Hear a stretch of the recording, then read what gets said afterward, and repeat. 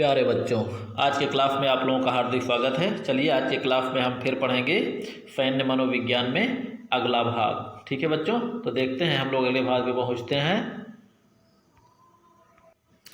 वो अगला भाग है सैन्य जीवन में समूह गत्यात्मकता। बच्चों, क्योंकि सैन्य जीवन, ये सैनिक या सेना क्या है, एक समूह है। ऐसे व्यक्तियों का समूह जो लगभग हर क्षेत्र में कहीं असमानता होती है, कोई भाषाई दृष्टि से, राजनीतिक भाषाई दृष्टि से, रहन सहन की दृष्टि से, परंपरा की दृष्टि से अनेक संपूर्ण भारत से भर्ती किए गए सैनिकों का एक समूह होता है, तो जिसमें कई विभिन्नताएं होती हैं। ठीक है, इसके बारे में हम लोग आगे पढ़ते हैं। देखिए हम लोग क्या पढ़ना है।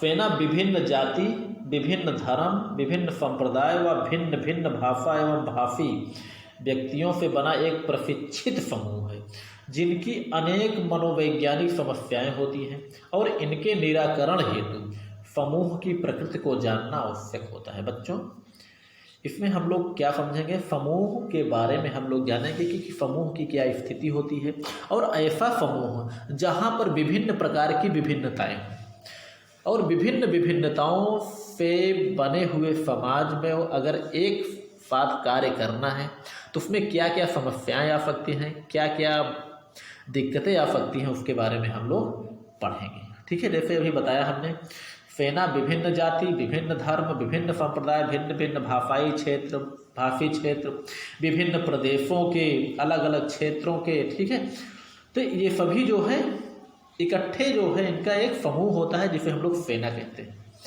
ठीक, चलिए इसके निराकरण हेतु समूह के प्रयास को जानना आवश्यक होता है, क्योंकि जो समस्याएं पैदा ही ना हो या पैदा हो तो उनका निराकरण किया जा सके। पहला कार्य जो होता है वो है समूह के प्रमुख तत्व। प्रमुख तत्व कौन क्या क्या होते हैं? समूह दो या दो से अधिक व्यक्तियों को मिलाकर समूह बनाया जाता है और सभी व्यक्तियों का एक समान उद्देश्य होता है। भाई समूह में साथ हैं तो समूह का जो उद्देश्य होगा वो हर व्यक्ति का उद्देश्य होगा, चाहे जिस धर्म का होगा, चाहे जिस जाति का होगा, चाहे जिस क्षेत्र का होगा, चाहे जहाँ का होगा, उद्देश्य सबका समान होगा, एक ही होगा। और सदस्यों के बीच पारस्परिक सहयोग एवं संबंध की भावना होगी, क्योंकि एक ही कार्य करना है, एक ही उद्देश्य है, तो पारस्परिक संबंध होना बहुत जरूरी है और एक दूसरे का सहयोग भी होना चाहिए। ठीक है, और किसी सदस्य की आवश्यकता पूर्ति है तो सभी का सहयोग, यानी एक को जिस चीज़ों की जरूरत हो सभी एक दूसरे का सहयोग बराबर करते रहें या मिलकर अपने उद्देश्य को पूरा करें। ठीक है बच्चों, मिलकर अपने उद्देश्य को एक दूसरे के सहयोग की भावना से ये पूरा करें, सहयोग लेकर देकर। ठीक है, चलिए समूह के प्रकार। समूह के प्रकार, कई प्रकार के समूह होते हैं। ठीक है, प्राथमिक एवं द्वितीयक समूह पहले नंबर पर है। प्राथमिक एवं द्वितीयक समूह, इसमें प्राथमिक समूह क्या है? सदस्यों के बीच निकटता, अधिक प्रेम, पारस्परिक संवेदना, सहयोगी मानसिकता एवं हित संवर्धन की भावना, यह है प्राथमिक समूह। ठीक है, प्राथमिक समूह के अंतर्गत वो समूह आता है जिसके अंतर्गत निकटता ज़्यादा हो, अधिक प्रेम हो, संवेदना अधिक हो और एक सहयोगी मानसिकता से भरे हुए और हितों को बढ़ाने के लिए, एक दूसरे के हित को बढ़ाने की भावना जिसके अंदर हो, वो है प्राथमिक समूह। और द्वितीयक समूह क्या है? केवल इकाई की पूर्ति, यानी केवल खाना पूर्ति, फॉर्मेलिटीज हम लोग जिसको बोलते हैं, खाना पूर्ति, इकाई की पूर्ति या खाना पूर्ति हेतु गठन, अनिवार्यता हेतु गठित समूह, पहले से बहुत कम भावनात्मक जुड़ाव, इनमें आपसी तालमेल प्रशिक्षण के द्वारा बनाया जाता है। अर्थात जिनका मानसिक रूप से कोई जुड़ाव ना हो, केवल खाना पूर्ति किया जाए, फॉर्मेलिटीज अदा किया जाए, ड्यूटी किया जाए, क्योंकि हमको तनख्वाह मिल सके, ताकि ये है कि दिन का कार्य पूरा हो गया, कार्य हो चाहे ना हो, यानी कुछ नहीं, केवल फॉर्मेलिटीज पूरा करना अनिवार्य है इसलिए करना पड़ेगा, ये भावना। तो इनमें जो है प्रशिक्षण के द्वारा जो है इनमें आपसी तालमेल या कार्य करने की भावना, ये सारी चीज़ें पैदा जो की जाती हैं, उसके लिए इनको ट्रेनिंग देना पड़ता है।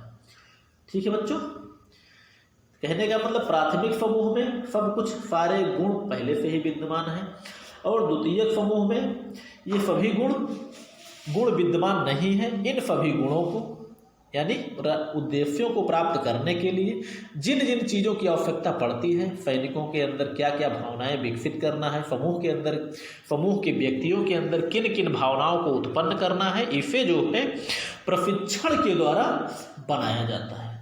ठीक है बच्चों, चलिए दूसरा है अस्थायी तथा अस्थायी समूह।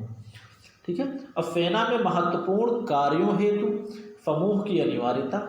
अस्थायी समूहों को कोई नाम देकर उसे सदा के लिए अस्थायी कर दिया जाता है एवं अस्थायी समूहों को अल्पकालीन लक्ष्यों की पूर्ति के बाद समाप्त कर दिया जाता है। ठीक है बच्चों, कहने का मतलब अगर कोई जो समूह जो अस्थायी समूह होता है उसको कोई एक नाम दे दिया जाता है जो कि सदा के लिए उसकी ज़रूरत पड़ती है और सदा के लिए उन्हें अस्थायी कर दिया जाता है, और अस्थायी समूह उसको कहते हैं जिसकी जो है ज़रूरत के समय उस समूह को बनाया जाए और ज़रूरत के बाद उसको समाप्त कर दिया। जैसे बच्चों अस्थायी आप लोग पढ़े हैं ना, अस्थायी सेना अस्थायी सेना।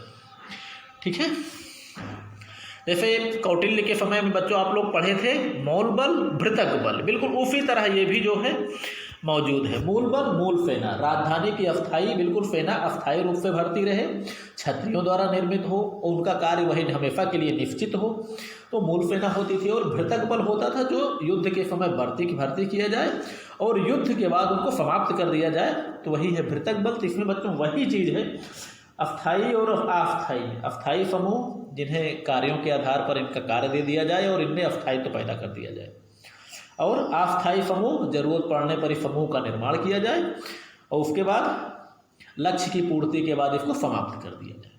ठीक, चलिए आगे बढ़ते हैं।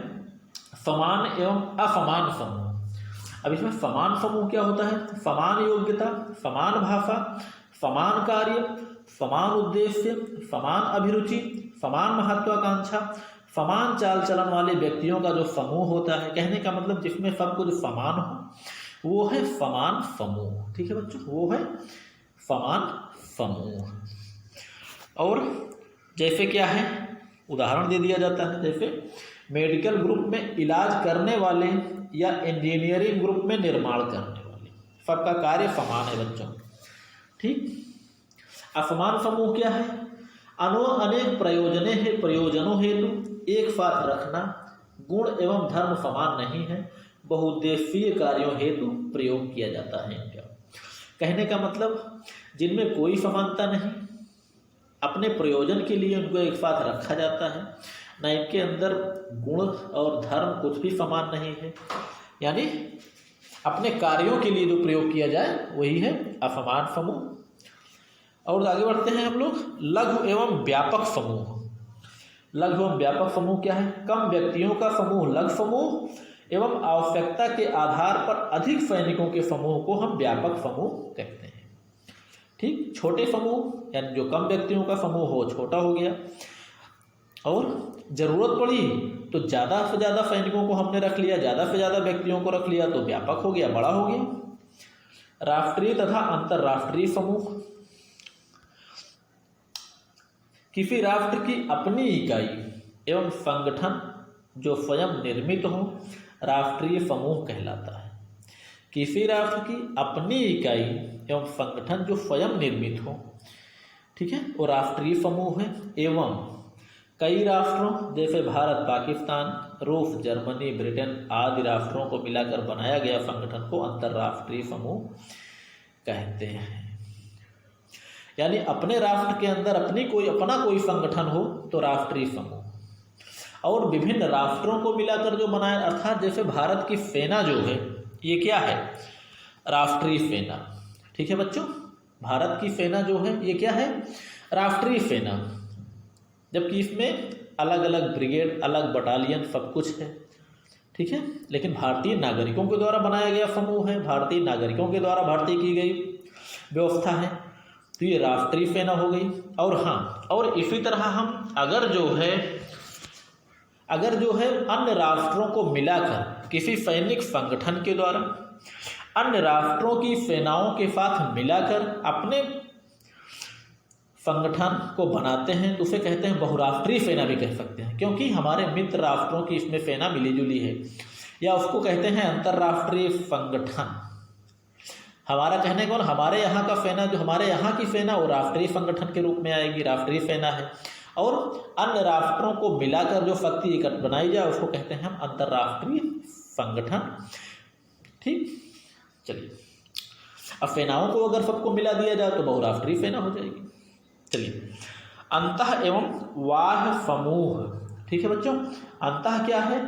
अधिक एक रूपता, निकटता, भाषा, खान पान व व्यवहार का मिलता जुलता स्वरूप एवं अधिक समायोजन की भावना, ये है अंतः समूह।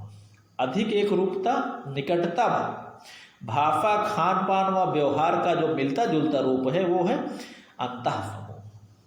ठीक, जिसके अंदर क्या होता है, जब समानता होती है तो उनके अंदर जो समायोजन, वो लोग आपस में समायोजन जल्दी कर लेते हैं। ठीक है, जैसे अगर नज़दीकी हो, जैसे जिस प्रकार हम लोगों के अंदर जातिवादिता जो फैली हुई है, धर्मवादिता जो फैली हुई है, इसके कारण हम लोग एक दूसरे में जल्दी जो है घुल मिल जाते हैं, जल्दी से एक दूसरे को अपना लेते हैं, क्योंकि जातीयता और धार्मिकता ये ज़्यादा है। जिसे जातिवाद भी कह सकते हैं, धर्मवाद भी कह सकते हैं, कुछ भी कह सकते हैं। तो ये बिल्कुल सेम उसी तरह है कि जैसे अगर एक रूपता, निकटता और हर चीज़, सारे व्यवहार का अगर मिलता जुलता रूप हो तो आपस में एक दूसरे को समायोजित जल्दी कर लेते हैं। और वाह्य का मतलब होता है जैसे अनेक भाषी, भाषा, अनेक गुणधर्म वाले लोग का समूह, जिन्हें प्रशिक्षण के द्वारा किसी कार्य विशेष के लिए तैयार किया जाता है, क्योंकि इन सब में बहुत सारी विभिन्नताएं होती हैं, और ट्रेनिंग के द्वारा इनको जो है एक साथ लेकर अपने उद्देश्यों की पूर्ति के लिए इनको तैयार किया जाता है। ट्रेनिंग के द्वारा इनको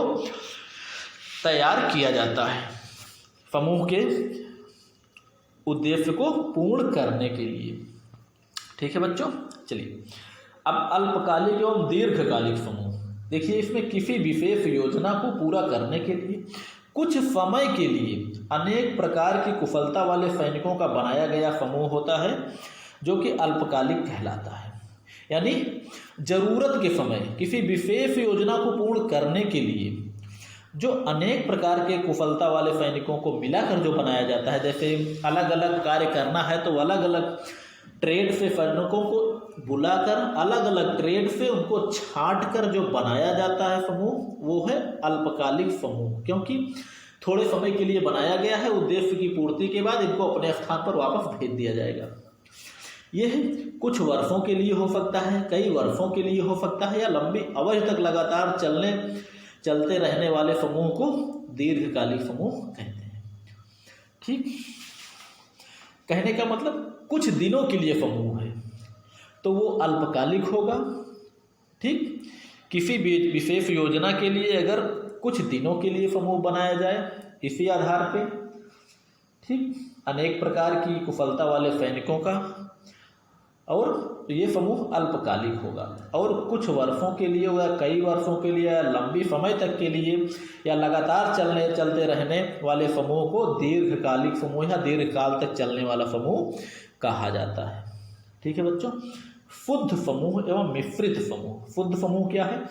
एक ही प्रकार के लोगों का समूह, जैसे राइफल ग्रुप, ब्रेनगन ग्रुप अथवा बटालियन की लड़ाकू कंपनी, यानी एक ही प्रकार के लोगों का समूह, लड़ाकू ग्रुप।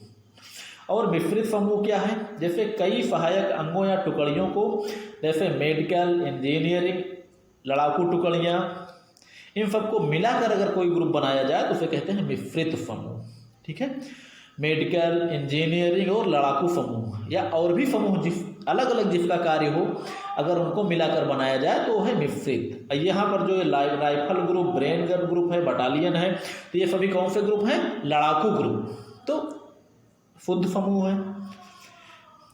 मेडिकल वाले क्या हैं? ये दवा करने वाले हैं। इंजीनियरिंग वाले क्या हैं? ये टेक्निकल कार्य करने वाले हैं। उसके साथ में अगर हम सैनिकों को मिला लें तो वो युद्ध करने वाले हैं। तो इसमें कई कार्य करने वाले एक साथ हैं, इसलिए ये है मिश्रित समूह। ठीक, ये मिश्रित समूह कई कार्य करने वाले, ये शुद्ध समूह ये एक कार्य करने वाले, यानी युद्ध लड़ने वाले। चलिए बच्चों, आगे बढ़ते हैं हम लोग। प्रत्यक्ष एवं अप्रत्यक्ष समूह। ठीक, इसमें क्या है? प्रत्यक्ष क्या होता है? प्रत्यक्ष कार्य करने वाले समूह जैसे जल थल वायुसेना के सैनिक एवं अधिकारी, जल थल और वायुसेना के सैनिक एवं अधिकारी होते हैं जिनका कार्य केवल युद्ध करना होता है, ये होते हैं प्रत्यक्ष समूह। अप्रत्यक्ष क्या है? सेना के साथ नागरिक समूह का संगठन, कार्यनीति निर्धारण एवं अन्य भी हो सकते हैं। बच्चों, कहने का मतलब जैसे युद्ध करने वाले जो सैनिक होते हैं उनका कार्य युद्ध करना होता है, चाहे जल सेना के हों, चाहे थल सेना के हों, चाहे वायु सेना के हों, लेकिन ये है प्रत्यक्ष समूह। अप्रत्यक्ष क्या है? अप्रत्यक्ष का मतलब होता है जो सेना के साथ नागरिक समूह रखा जाता है, नागरिकों का कार्य होता है सेना को सप्लाई करें, सप्लाई दें, पीछे से हथियार और गोला बारूद जो है, संचार का कार्य जो करें, ठीक है, जिसे कहते हैं हम लोग क्या कहते हैं इसको, संचार लाइन, ठीक है, संचार लाइन हम लोग कह सकते हैं, जिस लाइन से होकर असैनिक युवक सैनिकों को ले जाकर गोला बारूद की सप्लाई करते हैं, क्योंकि गोला बारूद समाप्त होता है तो जो उनको सप्लाई देते हैं वो असैनिक युवक होते हैं या नागरिक युवक होते हैं, ठीक है, उन्हें कहा जाता है अप्रत्यक्ष समूह। चलिए आगे बढ़ते हैं। मुख्य एवं उप समूह। मुख्य समूह होते हैं जैसे थल सेना, वायुसेना, नौसेना, और उप समूह क्या होती है बच्चों? इन्हीं समूहों की कंपनी, रेजिमेंट, बटालियन, सेक्टर, यानी थल सेना, वायुसेना, नौसेना, ये तो मुख्य समूह हो गया, और इन्हीं समूहों की जो छोटी छोटी इकाइयां होती हैं उन्हें कहा जाता है उप समूह, जैसे कंपनी, रेजिमेंट, बटालियन, ये छोटी छोटी क्या हैं? इन्हीं सेनाओं की इकाइयां हैं। क्योंकि ये सेनाएं अलग अलग हैं, वायुसेना, नौसेना, ठीक है, जिसका अलग अलग थल पर कार्य करने वाली, वायु में कार्य करने वाली और जल में कार्य करने वाली, ठीक, और इन्हीं की जो इकाइयों को उप समूह कहा जाता है। ठीक है बच्चों, चलिए आज के लिए बस इतना ही, बाकी अगले भाग में